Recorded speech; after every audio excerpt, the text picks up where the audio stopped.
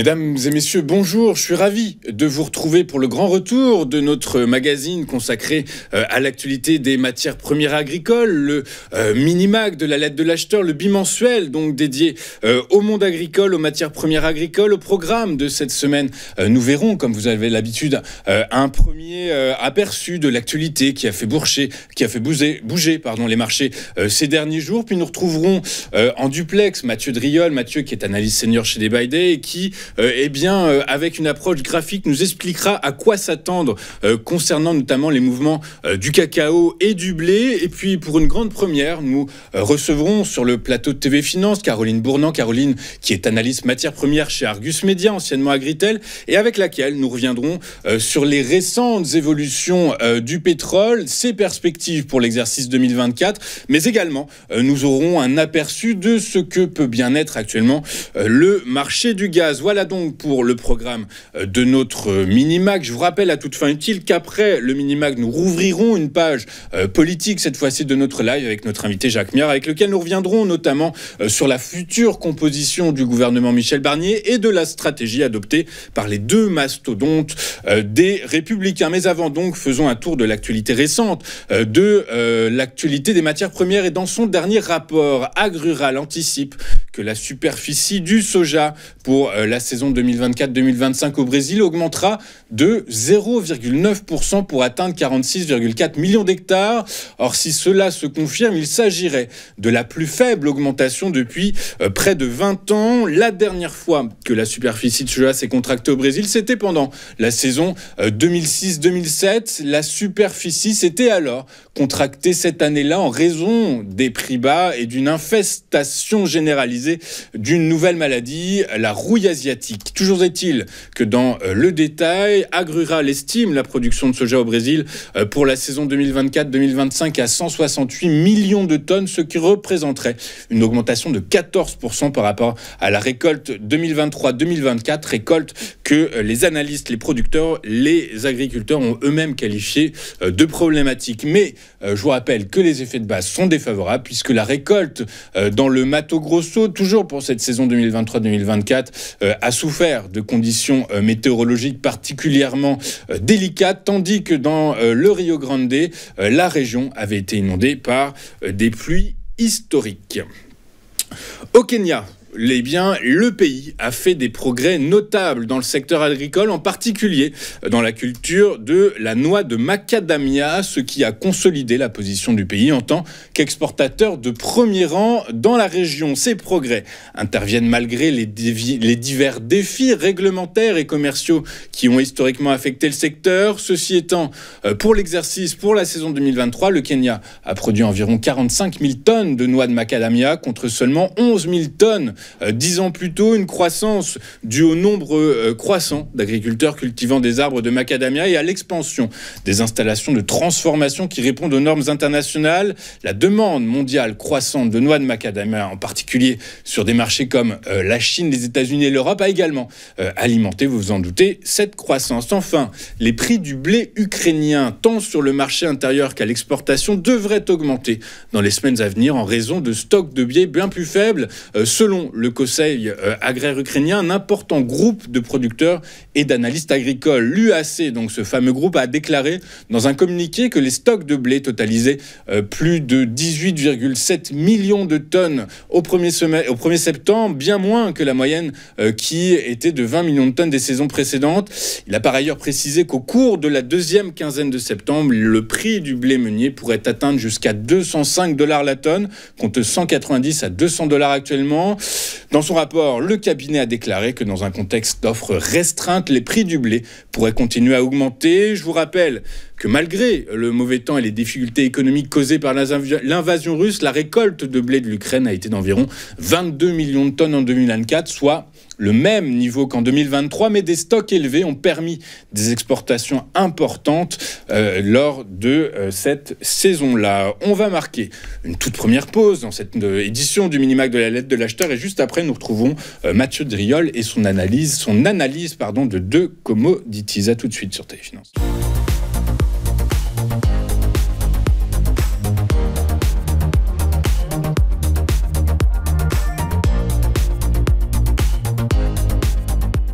Nous sommes de retour en direct dans cette édition du Minimac de la lettre de l'acheteur, votre bimensuel consacré aux matières premières. Et désormais, il est l'heure de retrouver le très récurrent Mathieu Driol. Bonjour Mathieu.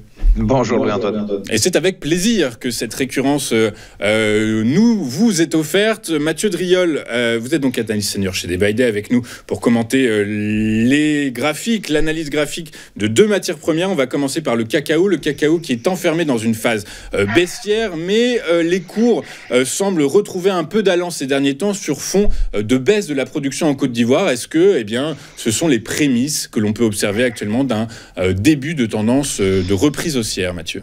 Alors, on va prendre un petit peu de temps avant de parler de reprise de la tendance haussière. On va prendre un peu de recul, en fait, sur le mouvement haussier qui avait démarré au cours de l'été 2022, qui a fait passer les cours de 2500 à plus de 12 000 en l'espace de 2 ans. Un mouvement aussi particulièrement puissant qui a trouvé un plus haut à 12 261 en 2024. Et puis depuis, on assiste effectivement à une phase de consolidation. Alors, on a dans cette phase de consolidation des sommets qui sont maintenant descendants, marquant des résistances à 11 000 puis à 9 899, et le support majeur à 6 767 qui pour l'instant contient cette phase. Donc tant que les cours ne casseront pas ce niveau à 6 767, on sera tout simplement dans une lecture d'impulsion haussière et de phase de consolidation qui pour l'instant est limitée. On a donc des probabilités de reprise de cette tendance. Le signal viendra au-dessus de 9 899 qui permettrait d'aller chercher de nouveaux plus hauts. En attendant, on est plutôt sur le bas de la zone. On voit manifestement des acheteurs revenir, comme le montrent les nombreuses mèches basses sur ce niveau. Donc c'est une zone d'intervention intéressante à l'achat. Le risque ici, c'est d'enfoncer ce niveau à 6 767 en clôture, ce qui signifierait la fin en fait de la phase d'impulsion, une phase de consolidation, de correction beaucoup plus longue dans le temps. D'accord, donc votre scénario privilégié, Mathieu, c'est quoi ? C'est finalement, on enfoncerait à la baisse ce support dont vous nous parlez ? Non, pas pour l'instant. Tant que le support tient, on est vraiment sur cette lecture d'impulsion et de consolidation. Alors, la consolidation, elle peut prendre du temps, puisqu'on voit bien qu'elle est en place et que les sommets sont descendants. Donc pour l'instant, on n'a pas de signal de reprise de la dynamique, mais tant que le support tient, c'est l'élément dominant, c'est toujours la phase d'impulsion précédente. Très clair. Mathieu, on va basculer sur l'analyse du blé. Le blé, alors je rappelle que concernant l'actualité, les marchés financiers attendent la publication la semaine prochaine du fameux rapport de l'USDA, c'est le ministère agricole américain, qui permettra de bien comprendre quel est l'état de l'offre et de la demande mondiale concernant le blé. En cette attente, les prix baissent. On peut très clairement parler de tendance baissière, quasiment de chute. Alors les raisons sont très claires, on en a parlé un petit peu juste avant, c'est la domination de l'origine blé noir dans les échanges internationaux, également le ralentissement de la demande des principaux importateurs. Du coup, par la force des choses, Mathieu, la tendance observée et qui est baissière, va-t-elle continuer ? Alors effectivement, depuis 2022, on a les cours du blé ont fait face en fait à une très longue phase plutôt baissière où les creux et les sommets étaient descendants jusqu'à trouver un support aux alentours des 520. Ce support, il y a quelques semaines de cela, les cours l'ont enfoncé et l'ont très violemment réintégré. Cela peut être le prémisse à un piège à baissier. Un piège à baissier, c'est quand effectivement vous clôturez, vous enfoncez un niveau, vous le réintégrez et ça peut provoquer tout simplement, en fait, ça peut être la fin d'une phase de baisse qui avait commencé durant l'été par rapport à la résistance à 720.7. Confirmation de fin de baisse viendrait être confirmée par le débordement en fait du dernier sommet descendant ici à 592.25, ce qui veut dire que dans un premier temps on doit déjà aller s'approcher de ce niveau. Donc on a un biais légèrement haussier à court terme sur cette phase un peu d'élastique tendu et la réintégration puissante. Et si d'aventure on parvenait à franchir ce niveau, on assisterait à un retour sur le haut de l'intervalle entre 720 et 777. Ce n'est pas encore le cas pour l'instant, mais en tout cas, tant que le support à 520 tient le choc, et pour l'instant, on peut avoir vraiment cette notion, d'une certaine façon, un peu de fin de mouvement baissier, en tout cas à court terme.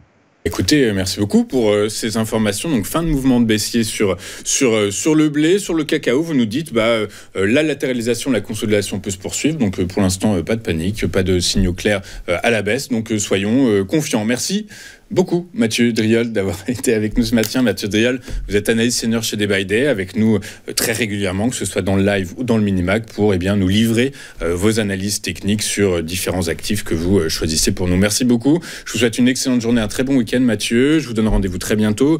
Et nous, de notre côté, dans un instant, nous retrouvons sur le plateau de TV Finance Caroline Bornand. Caroline, qui est analyste matières premières chez Argus Métiers, et avec laquelle nous reviendrons sur les récentes évolutions du prix du baril de pétrole et ses perspectives. À tout de suite sur TV Finance.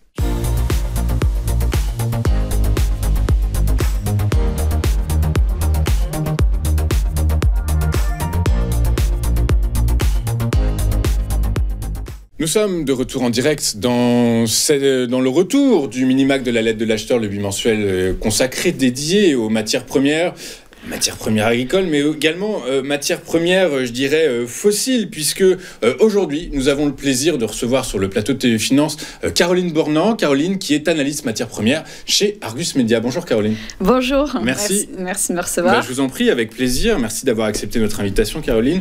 Avec vous, avant de rentrer dans le détail des dernières évolutions et des éventuels futurs mouvements des cours du pétrole, on va revenir sur l'actualité macroéconomique dans son ensemble, puisque les grandes banques centrales de la planète sont à la manœuvre actuellement. Où en sommes-nous des actions de la Réserve fédérale américaine et de la BCE, Caroline?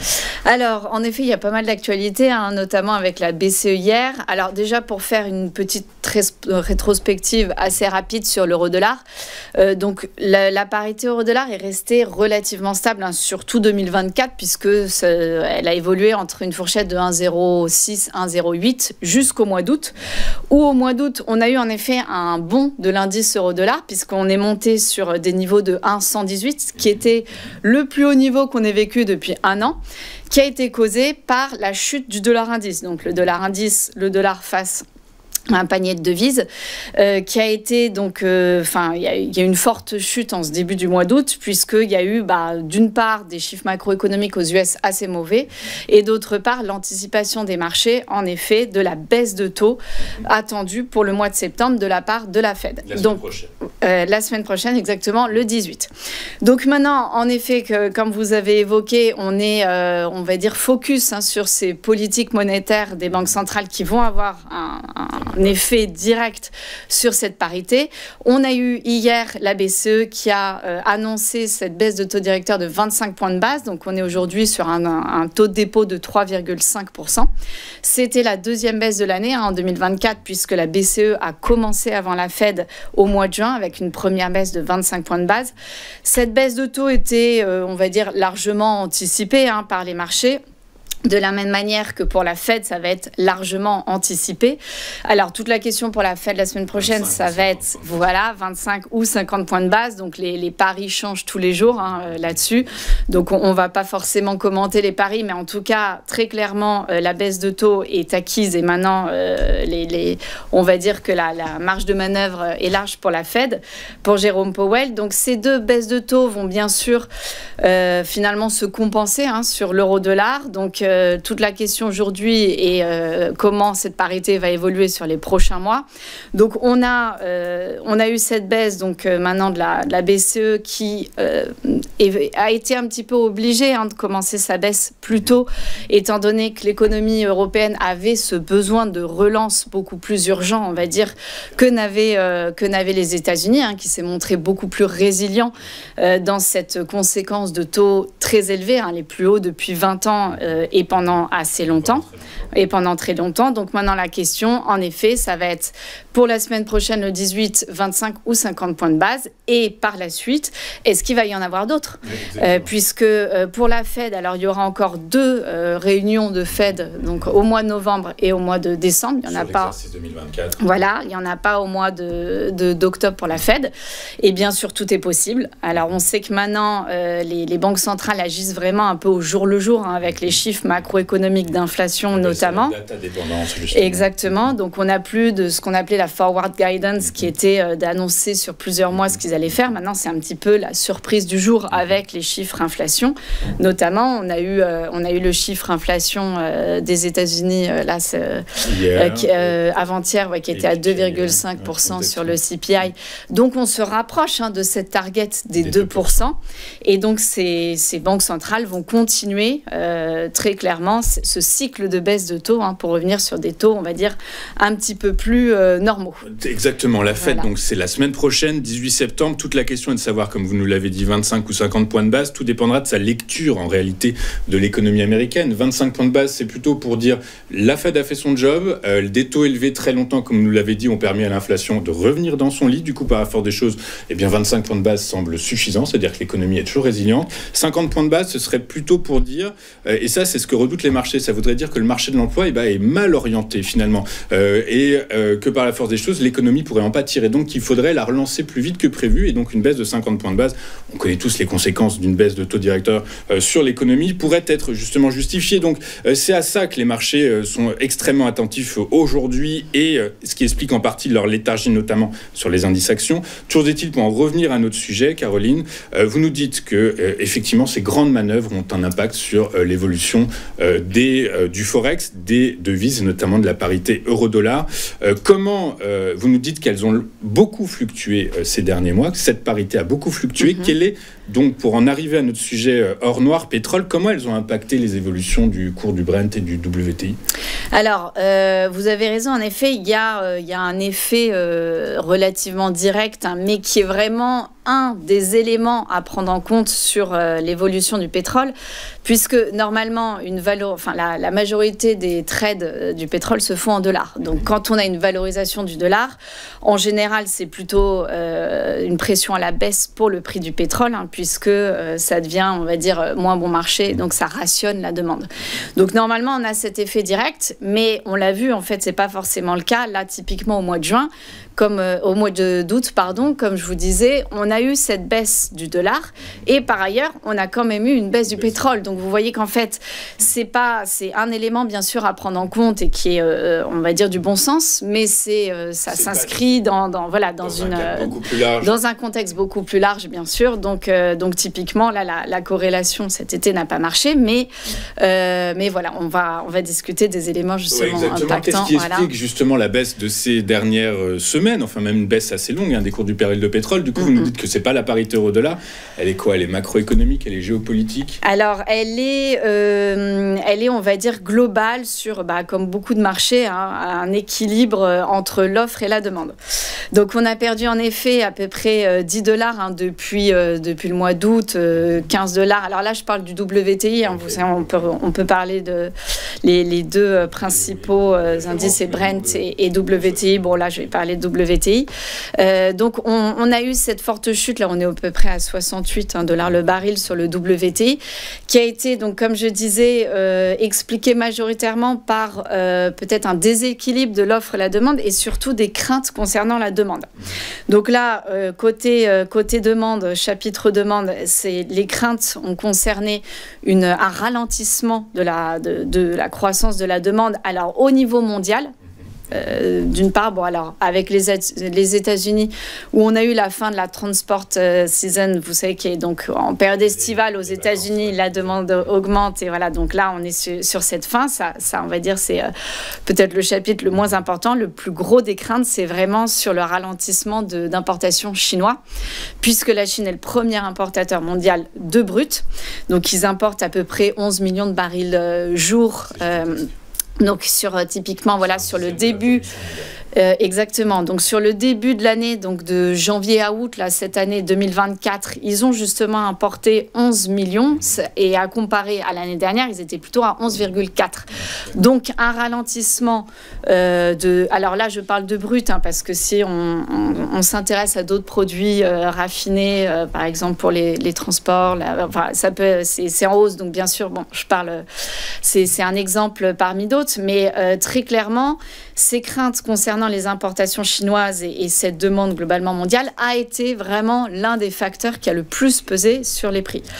Parallèlement à ça, maintenant côté offre, donc comme vous savez, l'OPEP+, donc qui est l'organisation des principaux exportateurs qui se trouve au Moyen-Orient, ils sont responsables d'un tiers de la production mondiale de pétrole, était très attendu dans ces annonces. Donc pourquoi? Parce que l'OPEP a depuis 2022 opéré 2 coupes de production, la première de 1,65 million de barils jour et la deuxième de 2,2. Aujourd'hui, on se concentre sur cette annulation de réduction de production de 2,2 millions de barils jour qui devait être débutée dès ce mois d'octobre. Or, avec la chute récente dont on vient de parler, l'OPEP, qui a toujours pour mission de réguler les prix et notamment de les maintenir assez fermes, a décidé de reporter de 2 mois cette décision, donc d'augmentation progressive de production, puisque en fait le but du plan, c'est vraiment de remettre sur le marché cette production des 2,2 entre donc cette fin d'année 2024 et octobre, donc maintenant ce sera décembre 2025. Donc de remettre progressivement ce volume sur le marché. Donc ça veut dire un peu plus d'offres. À la force des choses, des prix qui devraient continuer à baisser. Quoi. Et voilà, et par la force des choses, c'est vrai que pour début 2025, comme parallèlement à ça, on a les États-Unis qui continuent de produire massivement, la Russie, etc. Même si, bien sûr, il y a ce fond de tension géopolitique qui va amener beaucoup de volatilité et certainement de la volatilité à la hausse en mer Rouge, avec notamment les réductions des flux, etc. Donc, qui vont apporter un peu de fermeté. Ils sont encore, je vais peut-être rebondir sur ce conflit en mer Rouge. Effectivement, les flux ont réduit, on sait, et pour rien cacher à personne, on a préparé votre interview, vous m'aviez rappelé que c'était 12% du commerce mondial de pétrole qui transitait par cette zone-là.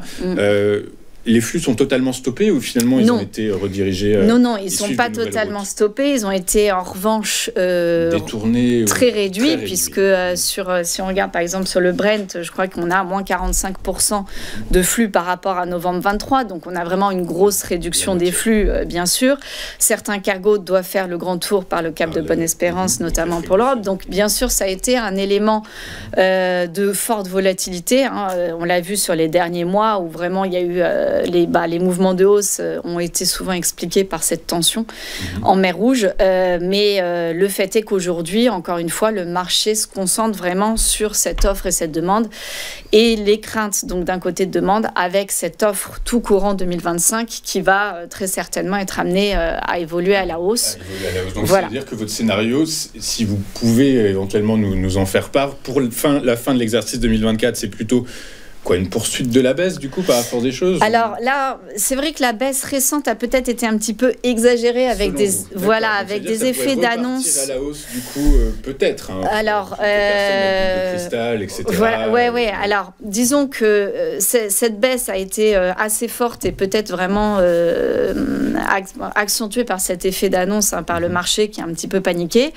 Est-ce que ça peut rester stable sur la fin de l'année? Toujours est-il que d'un consensus assez général sur le premier quarter de 2025, on s'attend à ce que les prix, en effet, ne restent pas vraiment fermes. Donc, plutôt une baisse.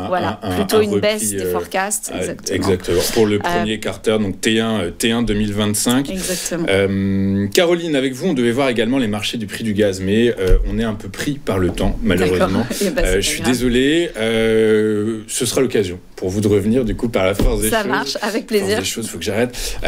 Écoutez, merci beaucoup, en tout cas, d'avoir été avec nous donner ces explications-là, qui sont très claires et qui nous permettent de mieux appréhender donc, les évolutions récentes et les peut-être probables évolutions du cours du pétrole, notamment du WTI, sur les marchés financiers. Merci beaucoup, Caroline Bournand. Vous êtes analyste matières premières chez Argus Media. On marque une courte page de publicité, c'est la fin de ce mini-mag, et dans un instant on rouvre un nouveau volet, cette fois-ci politique, de notre live du 13 septembre 2024. À tout de suite sur Téléfinance.